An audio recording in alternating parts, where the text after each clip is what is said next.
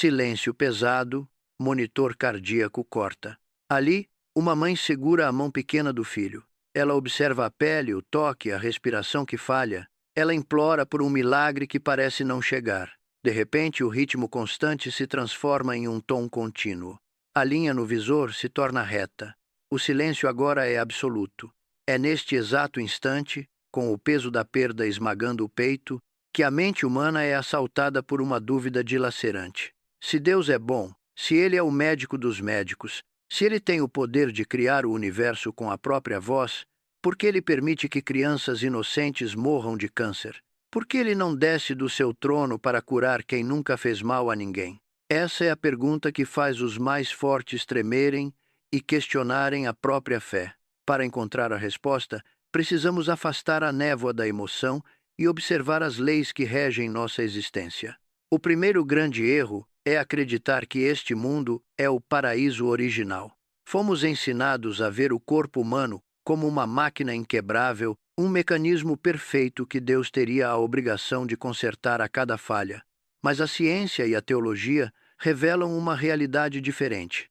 Vivemos em um plano sujeito à entropia, à degradação e ao desgaste constante. O câncer não é um castigo enviado dos céus, nem uma punição divina direcionada a uma criança. Ele é uma mutação cega, um erro brutal no código genético. Ocorre porque a própria natureza da Terra está corrompida. Habitamos corpos de carne e osso que são, por definição, temporários e suscetíveis a falhas biológicas. A expectativa de uma biologia perfeita neste plano terreno é uma falácia. Quando a doença se manifesta, ela não é uma falha de Deus, mas a evidência de que a matéria neste mundo é finita e está em processo de declínio. Quando a pior notícia chega, o impulso é gritar contra o vazio. Muitos perguntam: Deus abandonou essa família? Ele virou as costas? A resposta é um sonoro não. Deus não é um espectador indiferente ao sofrimento. Quando Jesus caminhou por esta terra e testemunhou a perda de um ente querido, o relato bíblico é claro. Ele chorou. Deus chora com as mães nas unidades de terapia intensiva. Ele está presente na dedicação incansável dos médicos e enfermeiras, que lutam contra o relógio até o último segundo. Ele está na força invisível que sustenta os pais quando o chão parece desaparecer sob seus pés. Ele está no gesto de compaixão que atravessa o caos do hospital. E no momento exato em que o corpo físico não consegue mais sustentar a vida, ele está lá, de braços abertos, para receber o espírito daquela criança. Sua presença não é a ausência da dor, mas a garantia de companhia e acolhimento no instante mais profundo do luto. Para compreender o que realmente significa a cura divina, precisamos recuar no tempo e observar o hebraico antigo. A palavra Rafa é o termo bíblico traduzido como curar ou restaurar.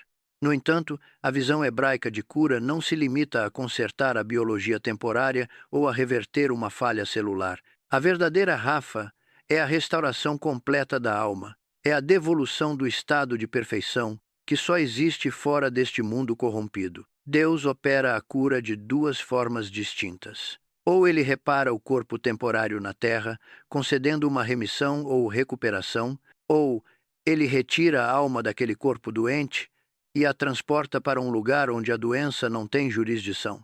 Ali, na plenitude de sua presença, a enfermidade é impossibilitada de existir. Portanto, a cura definitiva para o câncer não é a remissão momentânea aqui, mas a ressurreição na eternidade, onde não há choro, nem dor, nem células doentes, e a integridade do ser é finalmente restaurada. Existe um mistério profundo na morte prematura que desafia a nossa lógica. O profeta Isaías nos recorda que, muitas vezes, o justo é retirado antes que o mal se instale. Nós, com nossa visão limitada ao presente, enxergamos apenas o futuro roubado, os marcos que não aconteceram e os sonhos interrompidos. Mas, sob a perspectiva da eternidade, aquela alma foi poupada.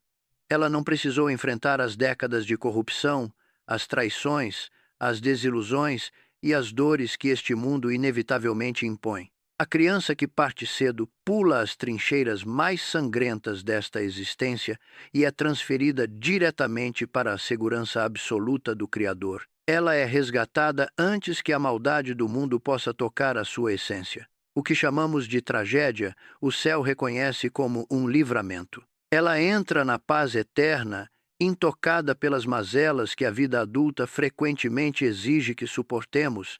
Ali ela permanece em segurança plena, longe de qualquer sombra de sofrimento. O que chamamos de tragédia, o céu reconhece como um livramento.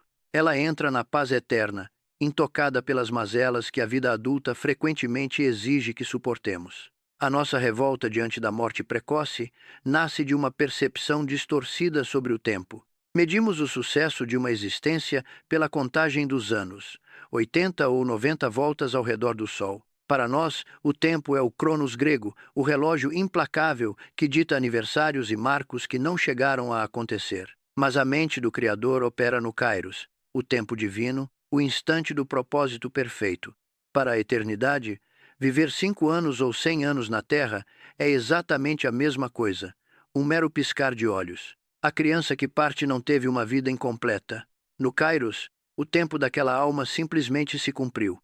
Ela veio, experimentou o amor mais puro dos pais, cumpriu o seu papel misterioso de unir pessoas em oração ou de quebrar o orgulho de uma família e voltou para casa. A métrica de Deus não é a quantidade de oxigênio respirado, mas a perfeição do propósito. Quando a pior notícia atravessa a porta da UTI, a lógica teológica desmorona. O silêncio do céu torna-se ensurdecedor.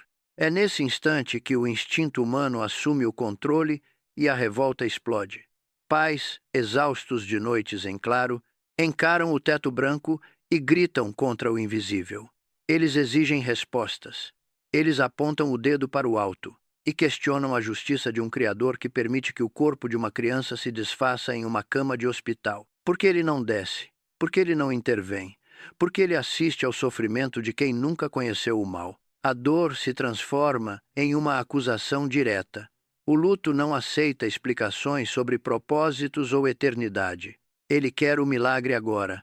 Ele quer a cura física, o retorno da vitalidade e o fim da agonia. A revolta é o grito de quem se sente abandonado pelo único que, teoricamente, teria o poder de mudar o curso daquela tragédia. Mas a verdade mais avassaladora da teologia cristã inverte essa acusação. Nós servimos ao único Deus da história, que conhece, na própria pele, o desespero de perder um filho de forma brutal. Ele não é um arquiteto frio observando o luto de longe. Quando uma mãe chora a perda de seu pequeno, ela chora no ombro de um pai que também viu o seu filho ser torturado e morto em uma cruz. Deus não poupou o seu próprio filho da agonia física deste mundo corrompido. Ele entende o luto porque o viveu. Ele não entrega clichês de autoajuda. Ele oferece a sua própria companhia no fundo do poço. Ele diz: eu sei o quanto dói. Eu estive lá. Eu chorei essa mesma lágrima. É porque o filho dele morreu e ressuscitou que ele garante que os nossos filhos também vencerão a morte, encontrando a vida eterna. O desespero não pode ter a última palavra. A morte de uma criança é uma ferida que não cicatriza deste lado da eternidade, mas ela não é o fim da história. Se esta vida fosse tudo o que existe, o câncer seria o grande vencedor, e a existência seria uma piada cruel.